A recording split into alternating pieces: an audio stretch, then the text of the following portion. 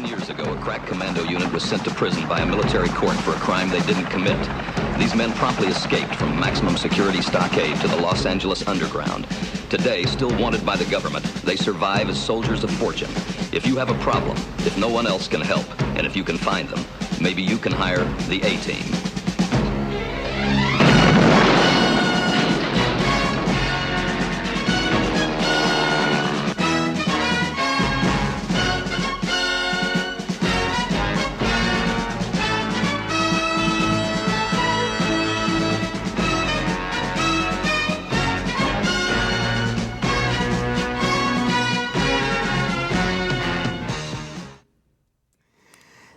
Some of you are smiling. You used to watch that show.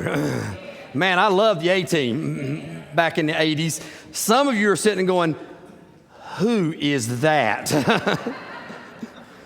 The A-Team was one of the most popular shows in the 1980s, the mid-1980s. Came about, it was about a fictional group of ex-U.S. Special Forces who were imprisoned for war crimes that they didn't commit. And so they became a renegade group of helping people out. The A-Team was always portrayed as acting on the side of good and helping the oppressed. Then the show became even more popular as this guy became more popular. B.A. Baracus on his name on the show, but everybody knew him as Mr. T. And he was just a very bright personality, especially on the show. But the leader of the A-Team on the show was the guy named Lieutenant Colonel John Hannibal Smith, played by George Peppard. Hannibal's plans, once he led this group, were many times unorthodox and really out in left field. And the whole team was looking at Hannibal going, really? Are you serious? And as you watch the A-Team, you always had to remind yourself, this is TV. But if any of you remember Hannibal very much, his TV audience knew him for being successful. And at the end of almost every episode, as the team has successfully accomplished the mission, this phrase came about. I love it when a plan comes together. How many of you remember that? Yeah, almost every time he'd say it. And usually with a cigar, just like his there, out of his mouth, as if he knew this was going to be the outcome. I love it when a plan comes together. I want to talk to you today about when God's plan comes together. When God's plan comes together. I want you to take your Bible to Ezra chapter 5. Ezra chapter 5. We've been in this series in the book of Ezra. And you know, the great thing about the book of Ezra, we've been learning some things about stewardship through these last several weeks. But Ezra gives us so much more than just stewardship. And we're going to see that this morning. But when God's plan, interesting things in being a pastor is you never know from day to day what that day is going to be like.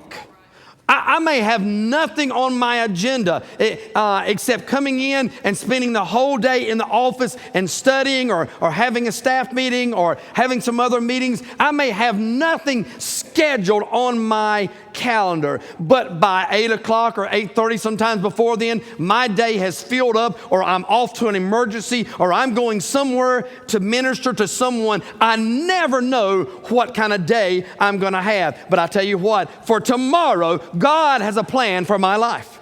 This week, God has a plan for this week in my life, for this month, for this year. Hey, let me tell you, God has a plan for your life today, tomorrow, this week, this month, this year, your lifetime. God has a plan. God is always working out His plan in your life. However, as we've been journeying through the book of Ezra, we've come to a standstill. If you look in your Bibles, look to the very last verse of chapter 4. You go to verse 23. verse 24. Between verse 24 of chapter 4 and verse 1 of chapter 5. If you could draw a timeline right between there, on that timeline, you would have to make a gap of 16 years.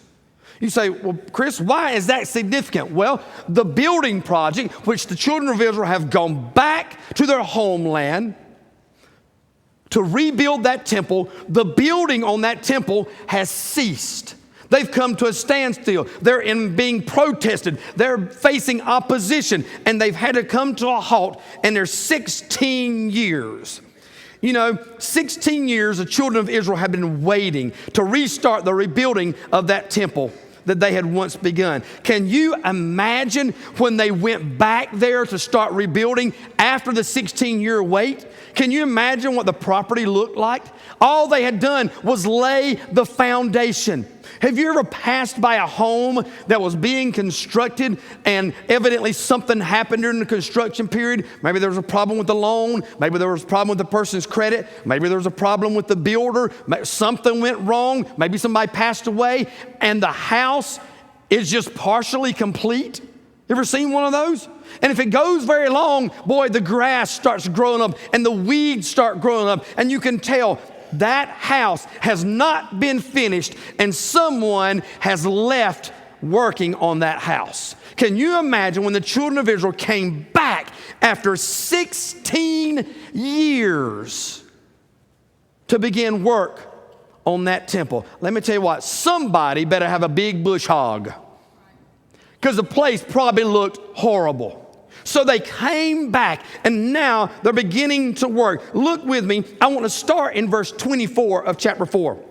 And I want to read through verse 5 of chapter 5 this morning. Verse 24 says, "Now the construction of God's house in Jerusalem had stopped and remained at a standstill until the second year of the reign of King Darius of Persia.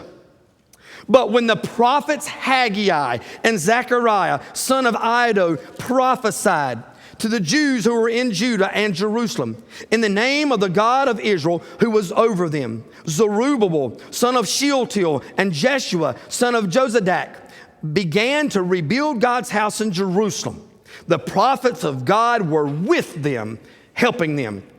At the time, Teltenai, the governor of the region west of the Euphrates River, Shethbarzani and their colleagues came to the Jews and asked, "Who gave you the order to rebuild this temple and finish this structure?" They also asked them, "What are the names of the workers who are constructing this building?" But God was watching over the Jewish elders. These men wouldn't stop until a report was sent to Darius so that they could receive written instructions about this manner. Point number one this morning, God was with them. God was with them. We see in this passage that God was with them. God let the children of Israel know that He was with them by sending two mighty preachers. He sent Haggai and He sent Zechariah. God sent these prophets with a message for them to start rebuilding the temple. Now, to get the full sense and get the full essence of this story, we really need to turn over to the book of Haggai. Would you turn to that book with me? It's right before the New Testament begins. Zephaniah, Haggai. When you get to the book of Haggai, chapter 1, you find Haggai's recording of all this incidents that's going on right here. So I want us to spend a little time in the book of Haggai this morning. You may have never spent time in the book of Haggai. Haggai, one of those minor prophets stuck off right before the New Testament begins. But God was wanting them to know He was with them. But what's He going to teach them while He was with them? I think the first thing God wanted to teach them as He was with them was God wanted to remove their apathy. Look at Haggai chapter 1. In the second year of King Darius, on the first day of the second month, the word of the Lord came through Haggai, the prophet, to Zerubbabel, son of Shealtiel, the governor of Judah, and to Joshua, son of Jozadak, the high priest. The Lord of hosts says this: "These people say, the time has not come for the house of the Lord to be rebuilt." The word of the Lord came through Haggai the prophet. Is it a time for you yourselves to live in your paneled houses while this house lies in ruins? Now, the Lord of hosts says this, think carefully about your ways. The first thing that Haggai is wanting to get across to them, God is with them, but then Haggai begins to speak to them and says, I want to remove your apathy. You have become apathetic. You are letting things hinder you from rebuilding this temple. The Lord of hosts says in that verse 2, these people say the time has not come for the house of the Lord to be rebuilt. The people had come to their own conclusion that it was not time to rebuild the temple. They came to that conclusion themselves. They were rationalizing their lack of concern for the Lord's work. God had other plans and thoughts, though. You say, well, why had they become that way? They had become contented. They had become self-satisfied. They were fine. It was 16 years. You have to keep that in mind. It wasn't just a day or two or a few hours or a week. It was 16 years. That's a long time to have been waiting. Actually, some of them may have really kind of put it out of their mind where they almost forgot, oh yeah, we're supposed to be here rebuilding the temple. The sin of apathy had set in. Let me tell you something. Listen to me. The sin of apathy can set in your life and mine very quickly. Very quickly. We can quickly become to a place where we're apathetic. We say, well, somebody else will take care of it, or I'm too comfortable. I don't want to get out of my comfort zone. I don't want to do this. The children of Israel had been met with opposition from their neighbors and this lack of economic prosperity. Times were hard, and you've seen in weeks past, the opposition kept coming, and it kept coming, and they were being fearful and scared. However, the root of their apathy and the root of our apathy ultimately lies in this. When we're apathetic, the root of that lies in, number one, selfishness and in pride. Selfishness and pride led to their apathy. However, notice this phrase. Look at that verse 2. The Lord of hosts says, these people. Now, hold on a minute. Look at that phrase. Who's it say is speaking?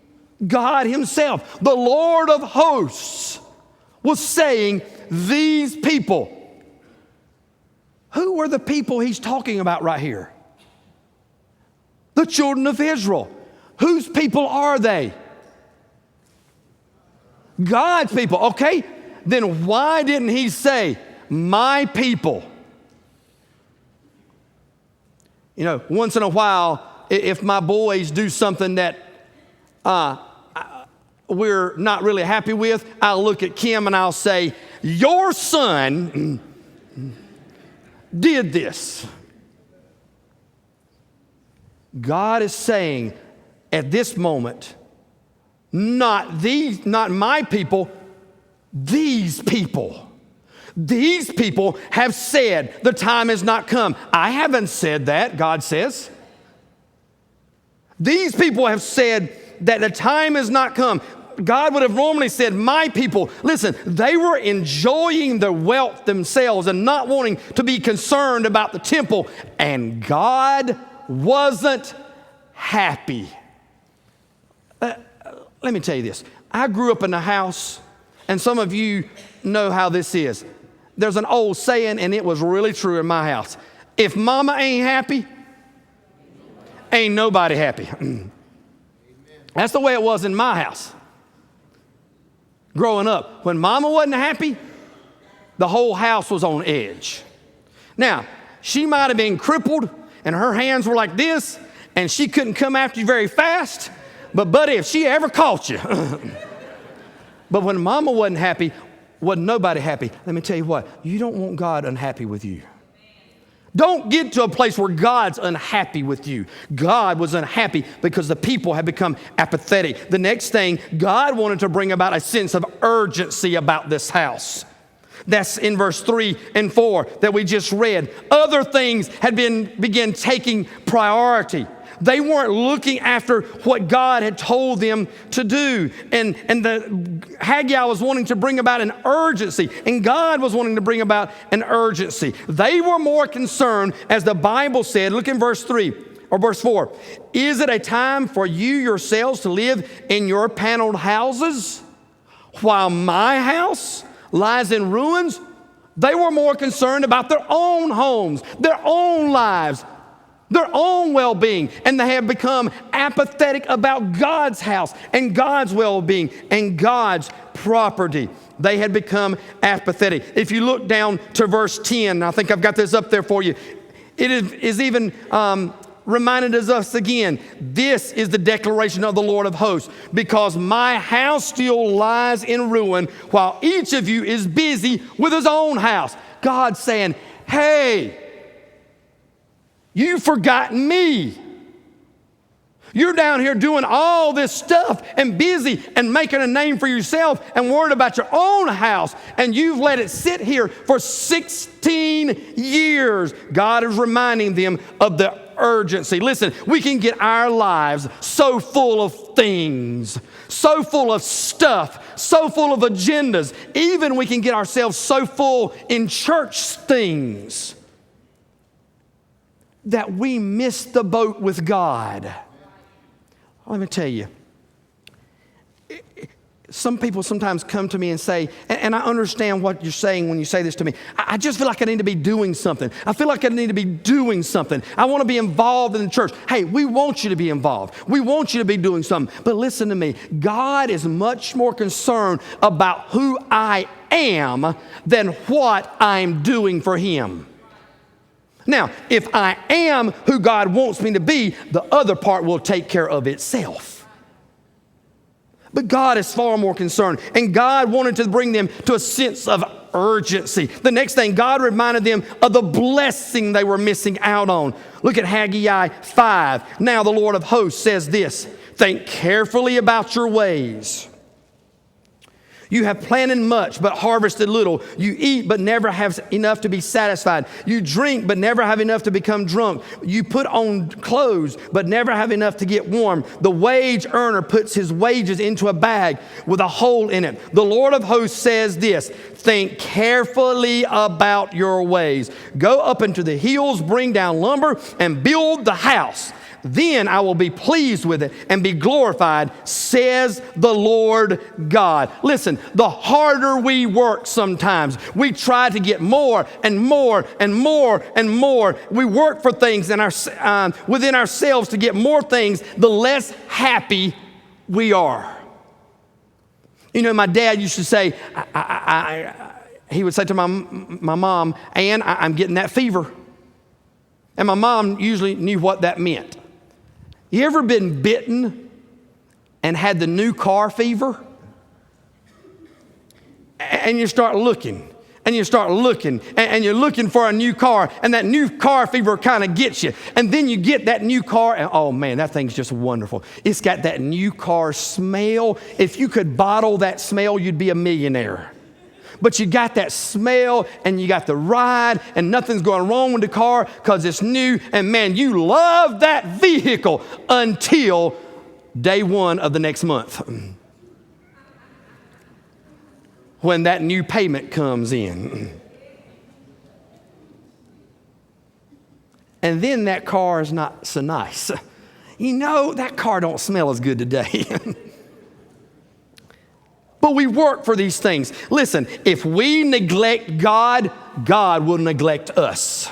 That's a simple fact. You must understand that it's a terrible thing to be neglected by God. What blessings of God, listen to me, what blessings of God are you missing out on today because you have apathy or sin in your life?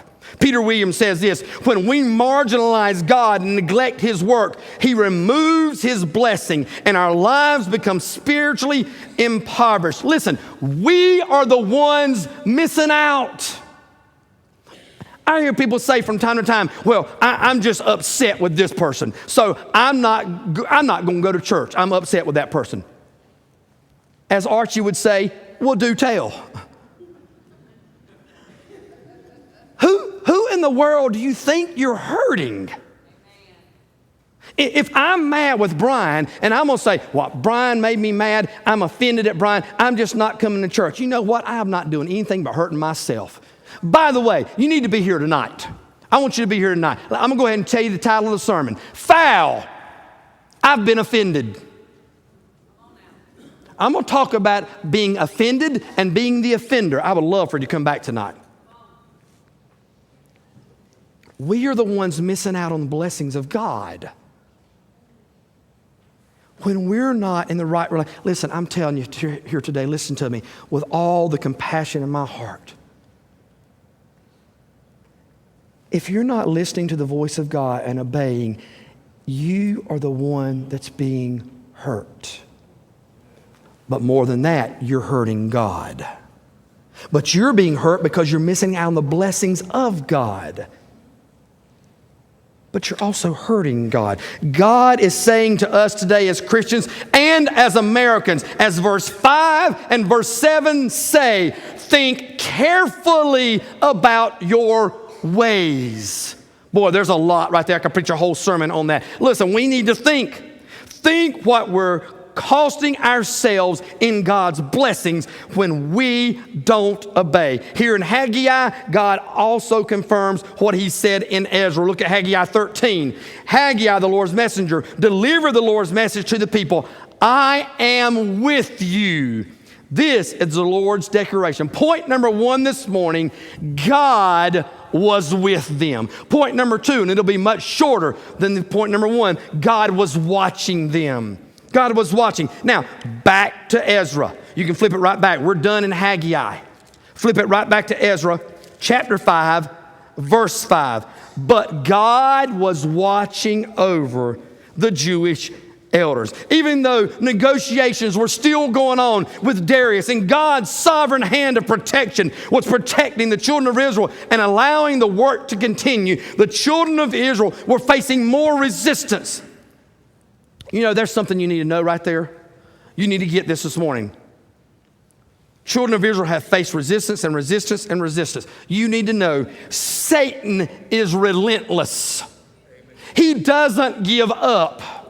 He doesn't quit. He's going to keep attacking and keep attacking and keep attacking. And just as soon as they started back to work, in verse 1, by verse 2 and verse 3, this group has already come and said, wait a minute, who gave you the right to build this temple? Opposition again. Listen, Satan is relentless. Verse 3, who gave you order to rebuild this temple?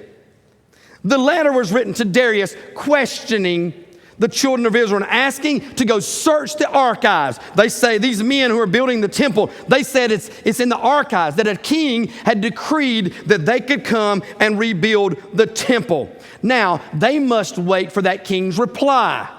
Haggai and Zephaniah and all the children of Israel are now waiting. But they're not just waiting, they're continuing to work. But they are waiting as well. Even though they knew the king had made that decree years ago, there was no doubt in their mind, they had to anxiously await. You ever had to wait on something that was out of your hands? Is that hard or what? A couple of years ago, I went to the mailbox. You know what? I'm about to come to the place. I don't like going to the mailbox. I usually do like Fred Sanford and just stick it back in there. But I went to the mailbox, and there was an envelope. The IRS. Go ahead and say it. I opened the letter. Immediately, I began to sweat. You know, I would like for them to let me write the letters for them. You know, the letters are never nice.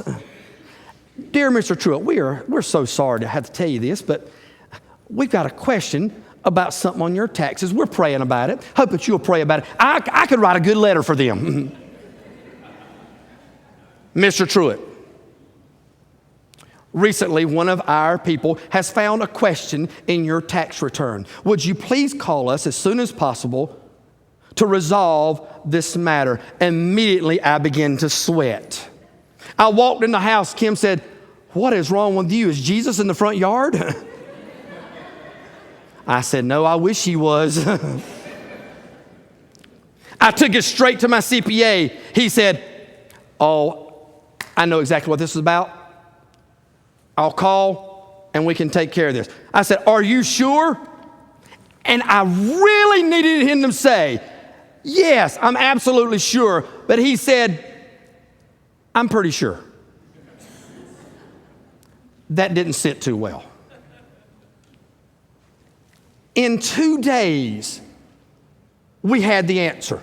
And it was a miscalculation on their part, or they didn't understand something, and they said, oh, you're okay, we're fine, we see it, you're good to go. Whew. But man, for 2 days, I couldn't eat. I couldn't sleep. I couldn't do anything but think about that letter. What if they locked me up? What if they put me under the jail? Even though I knew I had done everything I was supposed to do, there was still that doubt. Listen, that's the same boat these guys were sitting in. They knew the decree existed. They knew they had been told, but now there was a new king, and they had to wait for the word to come. Listen, Satan is always going to resist the things of God, always. 1 Peter 5, verses 8 and 9. Be serious. Be alert. Your adversary, the devil, is prowling around like a roaring lion, looking for anyone he can devour. Resist him and be firm in the faith. Listen to this. Now, listen. This some of you need this right now. Knowing that the same sufferings are being experienced by your fellow believers throughout the world. Listen, Satan wants you to quit. And he also wants you to believe that nobody else in the whole world is going through anything as bad as you're going through. That is a lie of Satan. It's a big fat lie of Satan. You're the only one going through this. Let me tell you, there's not a thing in the world that somebody hasn't gone through before. And there probably are others around you that are going through the same thing. The children of Israel, once again, were facing opposition, and they have to wait. The enemy has formed against them. It feels like the walls are caving in. This was a face-to-face confrontation. This was frustrating. They were fearful. They were anxious. They needed their faith. They were in doubt. They were scared. But look at verse 5. But, look at it. That means put your head down. Look, or you can look up here too. Okay, sorry. But, listen, however you want to say it, but the eyes of their God was upon the elders of the Jews.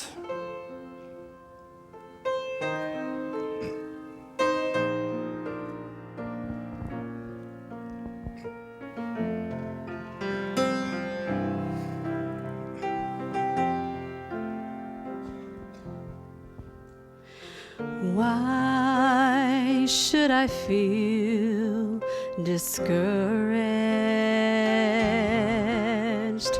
Why should the shadows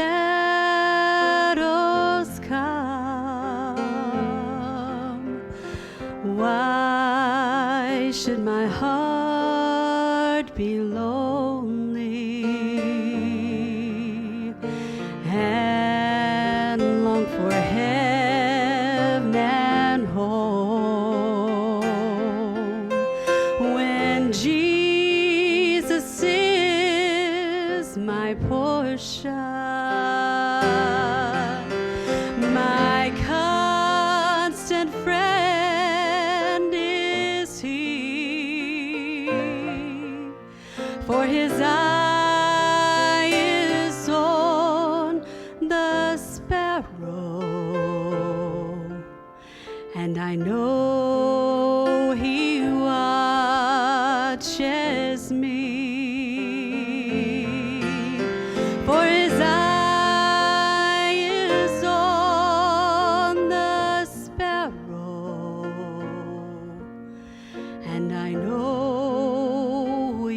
watches me. I sing because I'm happy. I sing because I'm free, for His eye is on the sparrow, and I know He watches me. His eye is on the sparrow, and I know He watches me.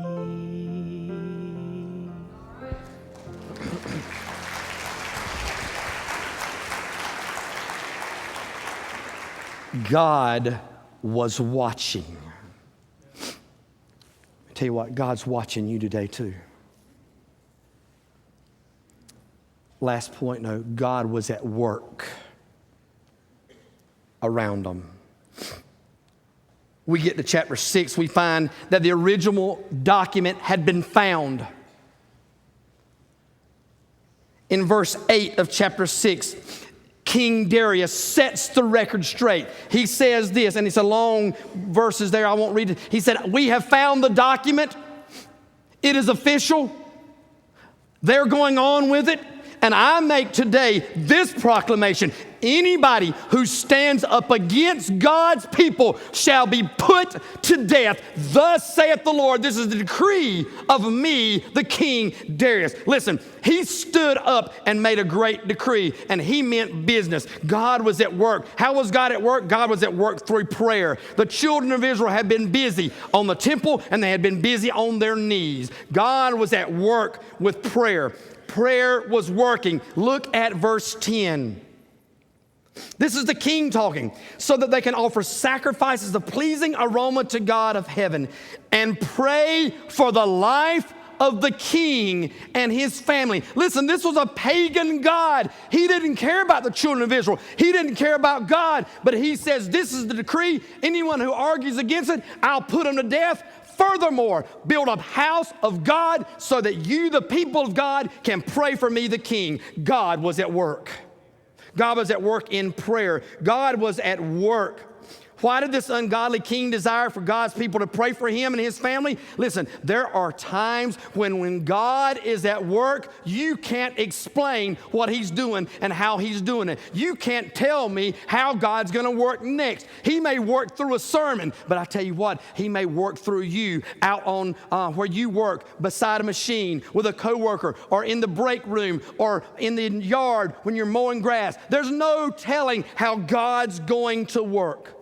Look at what took place. The original decree was found. The pagan king Darius supported the decree and even ordered that the temple be supported by the taxes of that region.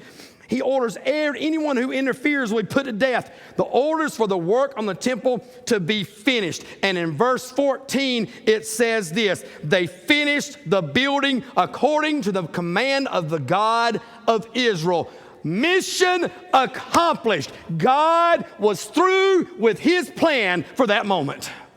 But I'm telling you what, the plan was just unfolding. The plan was just unfolding. No doubt God was at work. He was proving himself. But here's the greatest thing. Redemption was at work. I've never seen this in studying this particular passage ever. Look at verse 21.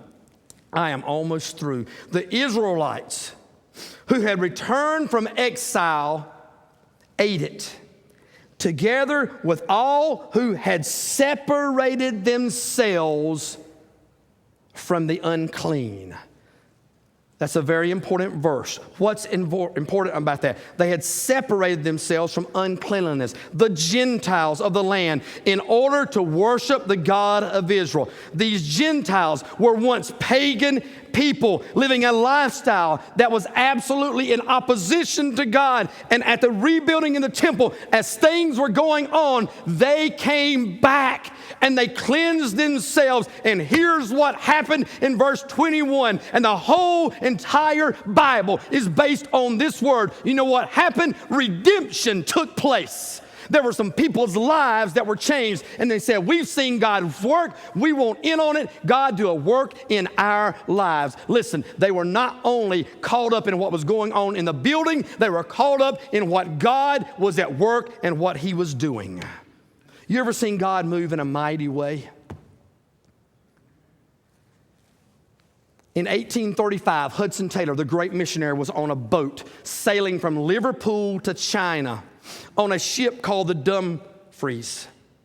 After several weeks, the ship was trapped near the coast of New Guinea, and the danger of them being pulled by a powerful undercurrent towards some hidden reefs. They had done everything they could to get out of that tow and that current. They even attached another boat to it and tried to pull it this way. Nothing was happening, and that boat was headed for those reefs and was going to crash. The captain, who was not a Christian, went up to Hudson Taylor, who was at that time was just a young 22-year-old man, and said, Mr. Taylor, I hear that you're a Christian. Well, I'm just telling you, buddy, if you're a Christian and you believe in prayer, you better call on God, or this ship is going to be ruined and we're all going to die. The story says, and it's a true story, Hudson Taylor went into the bottom of that boat and began to pray, began to call out to God, began to beg God. And it wasn't long what happened when Hudson Taylor went below and prayed. After a while, the wind came up. It filled the sails and drove the ship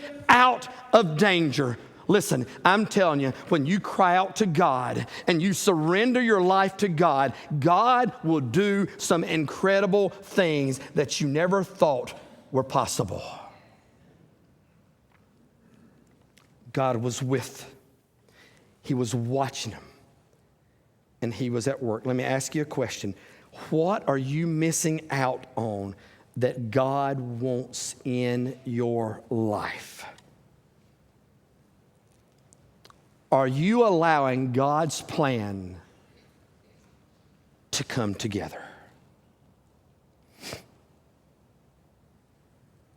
Some of you here this morning, here's what you come in thinking this morning. Where's God? Where is he? Where's God this morning? I've had a horrible week. Where is God? He's watching. He's close. You want him closer? Call him. He'll come every time. When God's plan comes together. Will you bow your heads this morning?